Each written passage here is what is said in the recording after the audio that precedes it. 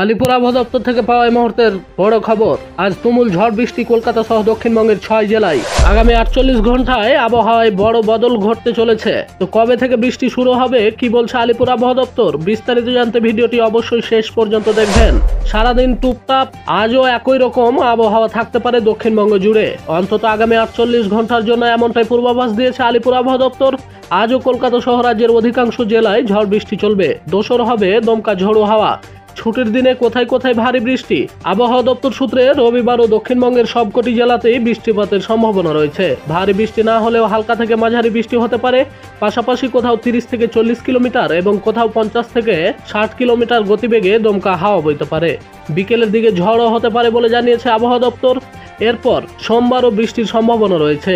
এদিন উত্তর ও দক্ষিণ 24 পরগনা, পূর্ব মেদিনীপুর, ঝাড়গ্রাম, পশ্চিম মেদিনীপুর এবং নদিয়ায় কোথাও কোথাও হালকা থেকে মাঝারি বৃষ্টির সম্ভাবনা রয়েছে।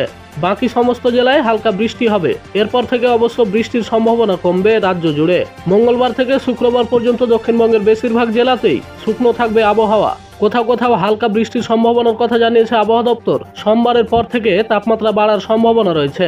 আবহাওয়া দপ্তর জানিয়েছে আগামী এক সপ্তাহের মধ্যে তাপ প্রবাহের কোনো সম্ভাবনা নেই রাজ্য জুড়ে। সোমবার পর্যন্ত তাপমাত্রা স্বাভাবিক বা তার নিচে থাকবে। আজও উত্তরবঙ্গের অধিকাংশ জেলায় বৃষ্টির সম্ভাবনা রয়েছে। উত্তরের সমস্ত জেলাতেই বজ্রবিদ্যুৎ সহ বিক্ষিপ্তভাবে হালকা থেকে মাঝারি বৃষ্টিপাত হতে পারে। সোমবার নাগাদ দার্জিলিং, জলপাইগুড়ি, কালিম্পং, আলিপুরদুয়ার ও কুচবিহারে বৃষ্টি কিংবা দমকা হাওয়া চলতে পারে বলে জানিয়েছে আলিপুর আবহাওয়া দপ্তর।